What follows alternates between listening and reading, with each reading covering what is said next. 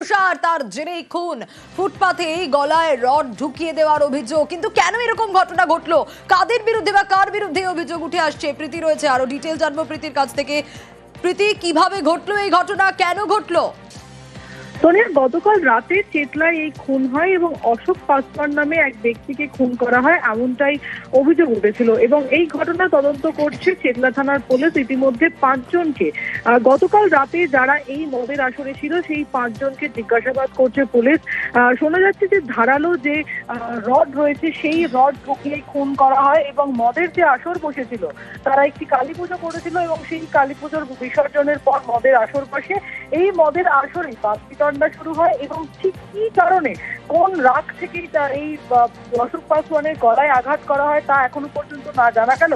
Police সূত্রে যা খবর পাওয়া যাচ্ছে তা হচ্ছে অশোক পাসওয়ানকে গলায় রড ঢুকিয়ে দেওয়া হয় এবং সে টেনে হিঁচড়াতে প্রায় 100 মিটার রাস্তা ফুটপাথ হয়ে সামনে গিয়ে এক মন্দিরের সামনে পড়ে থাকে। তদন্তে কি উঠে আসছে প্রীতি এখনো পর্যন্ত? এখনো পর্যন্ত উঠে আসছে গতকাল যে মদের আসর বসেছিল সেই মদের আসরে প্রথমে বাকবিতণ্ডা শুরু হয় এবং নিজেদের মধ্যে গন্ডগোলের পরেই এই অশোক পাসওয়ানকে আঘাত করে এবং ইতিমধ্যেই ঘটনায় 5 জনকে জিজ্ঞাসাবাদ করছে পুলিশ। বেশ, আমরা বুঝতে পারছি না, ডাক্তার ওয়াশ করছে, তখন এখানটায় দেখছি ছুরির দাগ রয়েছে, ফাটিয়ে দিয়েছে এখানটায়। আমাকে মেরে কে মারলো আমরা কেউ বুঝতে পারছি না। আমার মামার সাথে কারোর সাথে ঝগড়া ছিল না, এখানে পুজোও করেছে, কালকের বিসর্জন দিয়েছে, আমার ভাইপোর জন্মদিন হয়েছে, কেক খেয়েছে, আজকেরও এসছে, মার্ডার হচ্ছে। এটা প্লিজ আপনারা সবাই মিলে রিকোয়েস্ট করছি, এটা ইনভেস্টিগেট করুন। আর এবার নজর রাখবো পার্ক স্ট্রিটের হোটেলে যুবকের মৃত্যুতে রহস্য। শুক্রবার বক্স খাটের ভেতর থেকে দেহ উদ্ধার হয়। পুলিশের সন্দেহ, খুনের পর ভিন রাজ্যে চম্পট দিয়েছে সঙ্গী 2 যুবক। তাদের খোঁজে ওড়িশায় তদন্তকারী দল।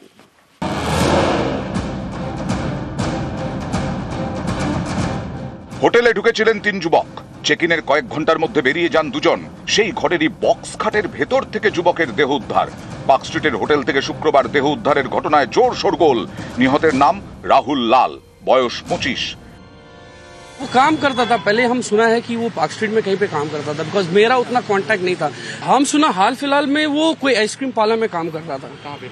पार्क स्ट्रीट में। सो द पुलिस अभी इन्वेस्टिगेट कर रहे हैं, देखने दो क्या होता है। नहीं, हम सुना है कि वो बाहर का लड़का है। জানা গেছে বুধবার সন্ধে পার্ক স্ট্রিটে হোটেলে ঢোকেন 3 যুবক।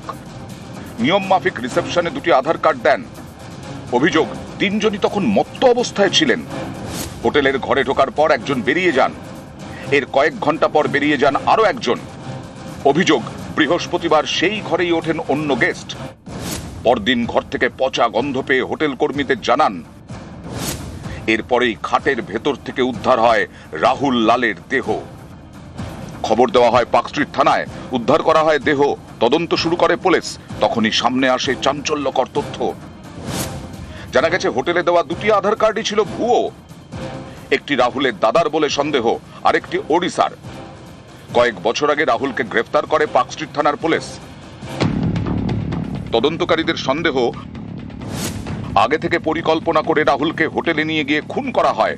বিছানার চাদর দিয়ে শ্বাসরোধ করে মেরে ফেলা হয়। সেই বিছানার চাদর নিয়ে চম্পট দেয় দুষ্কৃতীরা। প্রমাণ লোপাট করতে মদের বোতল, সিগারেটের টুকরো নিয়েও পালায় আততায়ী। 2 যুবকের খোঁজ পেতে পুলিশের হাতিয়ার সিসি ক্যামেরা। বুধবার হোটেলের রিসেপশনে ওড়িশার ঠিকানার একটি আধার দিয়েছিল 3 যুবক। তদন্তকারীদের সন্দেহ, রাহুলকে খুনের পর ওড়িশায় চম্পট দিয়েছে আততায়ীরা, তাই সেখানে অভিযান। এই ঘটনায় অনেকেরই প্রশ্ন, কেন আধার কার্ডের তথ্য খতিয়ে দেখলো না হোটেল? 3 জন হোটেলে ঢুকলো, পরে 2 জন বেরিয়ে গেল, বাকি একজনের খোঁজ কেন করা হলো না? নিউজ 18 বাংলা। নিষিদ্ধ শব্দবাজি ফাটানোর প্রতিবাদ। টলিগঞ্জ এবং সোনারপুরে আক্রান্ত প্রতিবাদী মহিলাদের শ্লীলতাহানি করা হয় বলে অভিযোগ। এই ঘটনার পর থেকে আতঙ্কে 2টি পরিবার।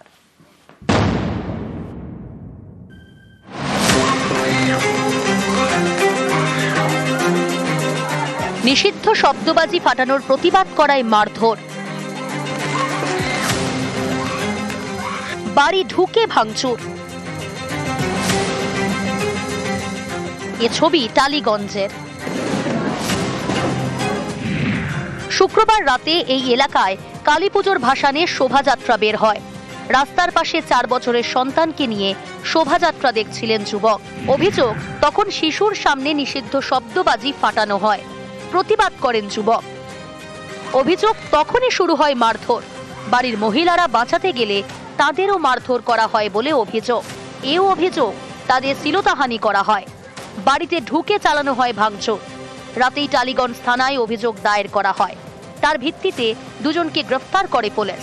ধৃতদের 3 দিন পুলিশ হেফাজতে রাখার নির্দেশ দেন আলিপুর আদালতের বিচারক। বারণ করে যে বাচ্চা আছে আপনারা ফাটাবেন না, এইভাবে বাচ্চাদের গায়ে লেগে যাবে, সেটা ওনারা না শুনে ওনারা হঠাৎ করে আমার ওপরে চড়া হয়। এবার আমার ওপরে চড়া হতে আমার মা কাকিরা ছিল, ওনারা আটকাতে যায়। তো তখন দেখে ওরা আমার মা কাকির গায়ে রীতিমতো হাত দিতে শুরু করে এবং সেই মাঠ থেকে আমরা বাঁচতে আমরা কি করি, আমরা ঘরের ভেতরে পালিয়ে আসি। মেন গেটের দরজা ভেঙে দেয়। আমার মামি 4 বছরের ছেলেকে কোলে নিয়ে ঘরে বসেছিল, মামির পেটে লাথি মারে। বাড়ি নিয়ে ঝামেলা হয়েছে, রাস্তায় ঝামেলা, রাস্তায় মিটে গেছে। তা বলে কি সেটা বাড়িতে যেতে হবে? বাড়িতে গিয়ে হামলা হবে? এটা আমরা কোন দেশে বাস করছি? আমাদের আনলা থেকে, আলমারি থেকে, সিঁড়ি থেকে সমস্ত ভেঙে চুরমার করে দিয়েছে। মেয়েদের কোনো সেফটি নেই। ছোট ছোট বাচ্চা ছেলে মেয়ে, তাদের জন্ম হতে দেখলাম, তারা আমাদেরকে গালাগালি কিস্তি দিচ্ছে। পুরো আমার হাজবেন্ডের মাথায় পুরো মেরে ফাটিয়ে দিয়েছে। দক্ষিণ 24 পরগনার সোনারপুরের কোদালিয়া শুক্রবার রাতে এখানে নিষিদ্ধ শব্দবাজি ফাটানোর প্রতিবাদ করেন এক যুবক। এ নিয়ে প্রতিবেশীর সঙ্গে বচসা। প্রতিবাদীকে বেধড়ক মারধর করা হয় বলেও অভিযোগ। স্বামীকে বাঁচাতে গিয়ে আক্রান্ত হন স্ত্রী। তার শ্লীলতাহানি করা হয় বলেও অভিযোগ। এই ঘটনায় সোনারপুর থানায় নালিশ জানান দম্পতি।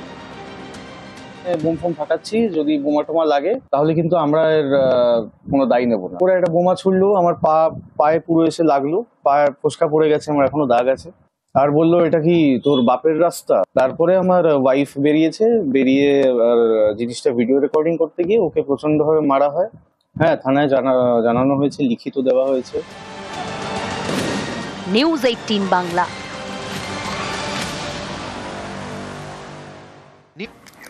গঙ্গারামপুরের সভা থেকে শুভেন্দুর সংখ্যালঘু বার্তা। সংখ্যালঘু ভোট চায় না বলেই বিজেপি। গঙ্গারামপুরে বার্তা শুভেন্দু অধিকারীর। আর প্রত্যাখ্যাত হয়ে নরম সুর, পাল্টা কটাক্ষ কুণাল ঘোষের। ভারতীয় মুসলিম, আপনাদের নিয়ে আমাদের কোনো সমস্যা নেই। আমি মুসলিম ভোট চাই না এ কথা কোনোদিন বলি না। আমি যেটা ধ্রুব সত্য বলি যে আমরা মুসলিম ভোট পাই না। নরেন্দ্র মোদী সব দিয়েছেন, ভারতীয়দের দিয়েছেন, জাত দেখেননি, ধর্ম দেখেননি। কিন্তু আপনাদের পাড়াতে যখন সুকান্ত মজুমদার যায়, শুভেন্দু অধিকারী নন্দীগ্রামে যায়, আপনারা বলেন এ তো জয় শ্রীরামের পার্টি এসেছে, তাই একে ঢুকতে দেব না, ভোট দিতে দেব না। এটাই হলো সমস্যা। সংখ্যালঘুদের সম্পর্কে কি ভাষায় অসম্মান করেছেন শুভেন্দু অধিকারী, তো ভুরি ভুরি তার তো রেকর্ডই রয়েছে। এটা হচ্ছে ঠেলার নাম বাবাজি। বুঝতে পারছেন জনগণের দ্বারা প্রত্যাখ্যাত। আর 2 নম্বর বুঝতে পেরেছেন যে এই যে ধর্মের নামে বিভেদের যে প্ররোচনামূলক বিবৃতিগুলো উনি দিয়ে পার পেয়ে যেতেন, রক্ষা কবচ আজ নেই। এখন সব স্টেটমেন্টে একটু পরিবর্তন পাওয়া যাবে, নরম একটু পাওয়া যাবে। রোহিঙ্গা ইস্যুতে তৃণমূলকে তো বিরোধী দলনেতার জাতিবিন্যাস নষ্ট করার অভিযোগ শুভেন্দু অধিকারীর। পাল্টা সীমান্তে নিরাপত্তা নিয়ে সহাকেতব কুণালের। বার্মা থেকে কক্সবাজার হয়ে রোহিঙ্গারা এই পশ্চিমবঙ্গে ঢুকে ল্যান্ড জেহাদ, লাভ জেহাদ, ধর্ম জেহাদ, ভোট জেহাদ করে পশ্চিম বাংলাকে বদলে দেওয়ার চেষ্টা করছে। আজকে এই জেলার ডেমোগ্রাফি কি হয়েছে? পশ্চিমবঙ্গে 1951-তে হিন্দু এবং আদিবাসীরা মিলে 85%, 11 সেন্সাসে আমরা কত 72%। আর 2027-এ সেন্সাস শুরু হবে, আমরা 65 নিচে নেমে যাব 31 সালের জনগণনায়। শুভেন্দু অধিকারী যদি বলে থাকেন রোহিঙ্গা ঢোকানো হচ্ছে, তাহলে তিনি অনাস্থা প্রকাশ করছেন অমিত শাহের বিরুদ্ধে। তার কারণ সীমান্তটা পাহারা দেওয়ার দায়িত্ব তো অমিত শাহের, বিএসএফ এর। রোহিঙ্গা যদি বাংলায় ঢুকে থাকে দায়িত্ব কার? অমিত শাহের। রাজ্য পুলিশ সীমান্ত দেখে না। 2, কিছুদিন আগে রোহিঙ্গা তো ধরা পড়লো আগরতলা স্টেশন থেকে। ত্রিপুরা সীমান্ত দিয়ে ঢুকে আগরতলা স্টেশন থেকে ট্রেন ধরে কলকাতায় আসার প্ল্যান ছিল। তার কেন্দ্রীয় সরকার সীমান্ত পাহারা, সেটা পশ্চিমবঙ্গের সীমান্ত হোক বা ত্রিপুরা সীমান্ত পাহারা দিতে ব্যর্থ।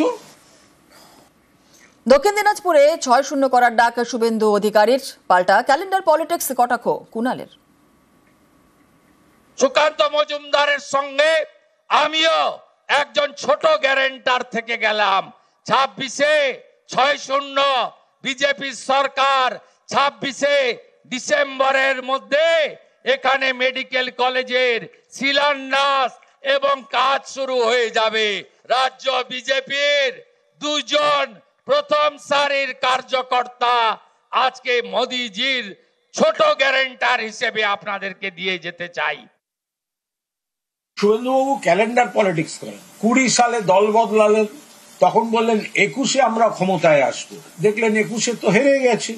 তখন বললেন 23 সালে পঞ্চায়েতে দেখবেন সব জেলা পরিষদ নিয়ে নেব, একটা জেলা পরিষদও নিতে পারেননি। 24 সালে আমাদের লোকসভা সিট বাড়বে, 24 সালে দেখা গেল পশ্চিমবঙ্গে লোকসভা সিট বিজেপির কমে গেছে, তৃণমূলের বেড়েছে। জনগণ দ্বারা প্রত্যাখ্যাত, ব্যর্থতা চলছে। কিছু কর্মী সমর্থকের নাকের ডগায় গাজর ঝুলিয়ে রাখার মতো একটা ক্যালেন্ডার পলিটিক্স করেন।